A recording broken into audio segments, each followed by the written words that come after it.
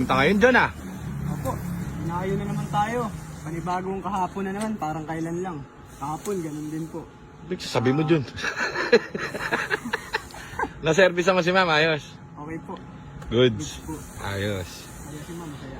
So guys, ito yung mukhang umabot tayo sa schedule. Ito yung EcoSport na in-order nung from, saan sila? Isabela pa.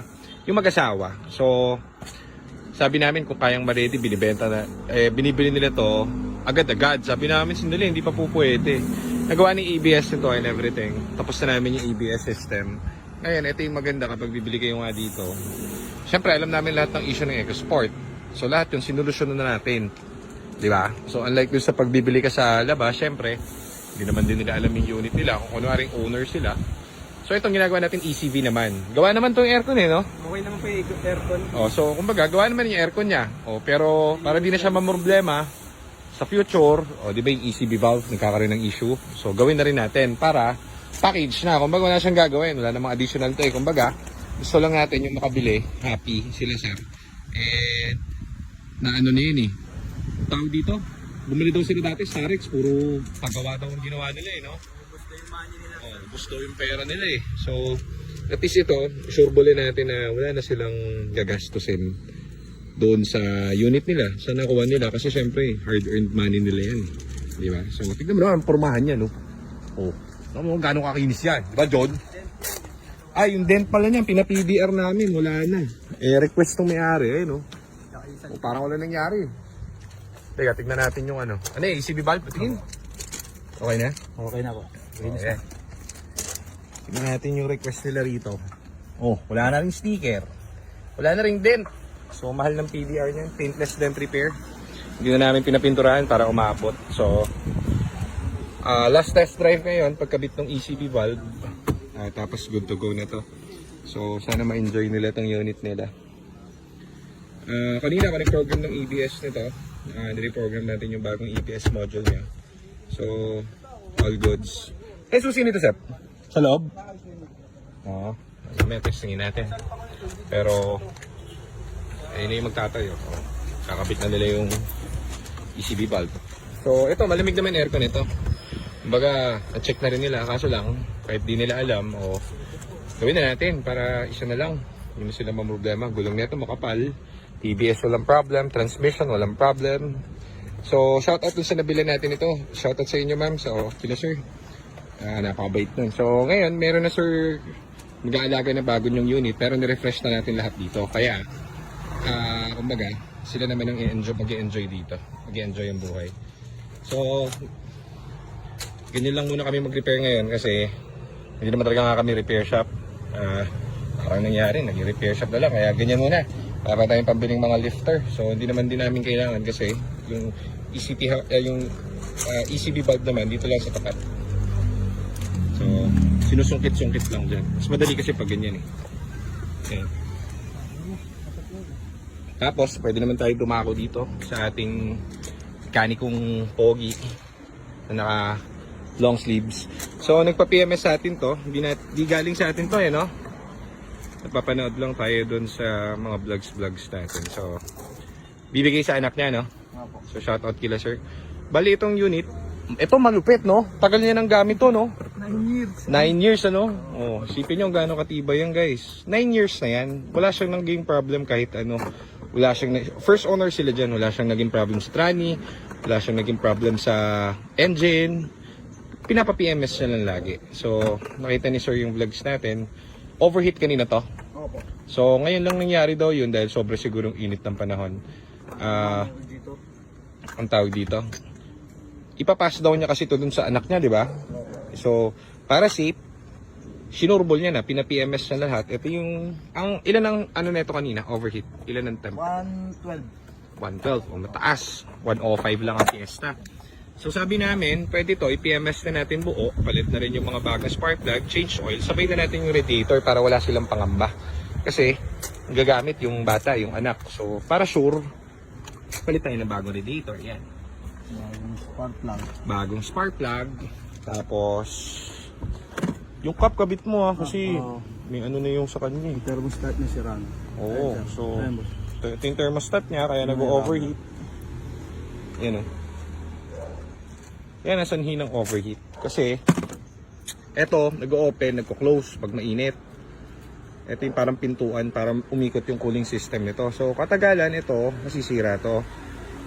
Pag kunwari yung desired heat niya, hindi na siya bumabalik pataas. Hindi na siya umu-open. Ano nangyayari?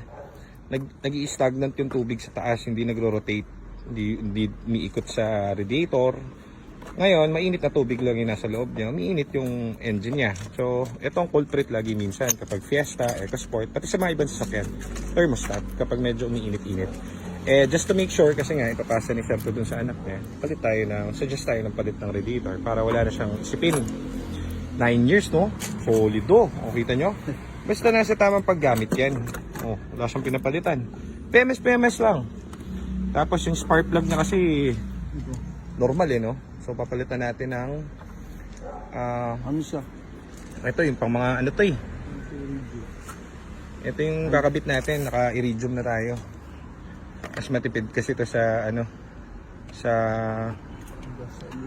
tawag dito, sa gasolina. Ayan, pinagkaiba niya. Kumbaga, babalik natin yung dati niyang alindog. So ito, tataka kayo. Ba't pala kayo tataka? Tataka ako, bakit may shad dahon? Sinasara. Abo na ako Battery okay. Ano pa nakikita po? Ito, dinala sa kasa. Hindi pinalitan. Naputol Tinakip na. lang. Yan ang problem. Dinugtungan lang. Ano to? Fuel? Opo. Hindi, Hindi, ano return to? hose. Return hose. Brittle kasi ito dinugtungan lang. Ayan. Lambot nga Opo. Pero sana kumapit. No? Opo. Hindi na siya gumastos. Brittle na nga ito. Yung pinalitan natin kahapon yung return hose niya. So return hose yung pabalik doon sa reservoir. So mamaya, pag natapos to, testingin natin yung temperature niya. From 112 ba? Opo.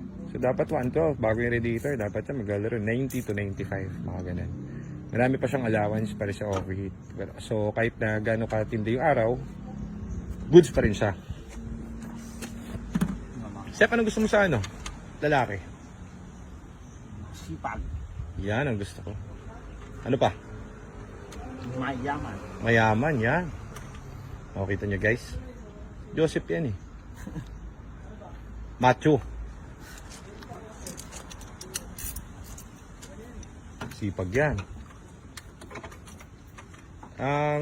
Ano pa ba? Ano pa gagawin natin? Ay! Yan So, explain ko sa inyo itong radiator. Kung bakit kailangan minsan magpalit na rin kayo. Kasi ganito yan. Pakita ko sa inyo Ang bagong radiator may mga tubo yan dyan. Yan, tubo pa diretso. Mga tubo. Ngayon, yung tubig papasok dito. Iikot, mainit na tubig galing sa makina. Tapos, i-distribute niya rito sa tubo. Sa mga ganun. Babagsak dito, papalamigin nun, punta ng water pump. So ngayon, yung tubig babagsak lahat dito, pababa. May init na tubig yun. Ngayon, kapag minsan, sobrang clog na, ayun kakalawang na, nagkaklag yung mga tubo. Pag nagklag yung mga tubo dyan, kunwari ito, itong part na to, clog na. So 80% na lang yung gagana, 80% na lang yung iikot na tubig. So medyo mas mainit siya. Paano kung 50% nito, kung gumagana na lang, yung dito na lang. So, di ba? Kakaroon ka ng pagtaas yung temperature niya. Kaya to make sure, palit na kayo ng radiator niya. Ang sweet spot pag bibili kayo ng radiator ng Fiesta at EcoSport, dapat yan, ranges yan, nasa 4,000 to 4,500. Siyempre, discount naman ng iba yan. Iba nagbibenta. Wala naman akong clutch sa mga iba nagbibenta. Pwede kang magbenta ng 5,500. So, it depends na sa binibilan nyo. Just make sure na para dito talaga yung binibili nyong radiator. Di ba? Para walang problem. Okay lang muna. Yan ang vlog natin. Tatapusin na natin to kasi malapit na dumating yung may-ari. Babay ka na sa mga fans mo, Sep. Bye-bye! O, yan. Babay daw. Love you all! Love you all daw. Ito, may release na natin. Pogi, Kinis.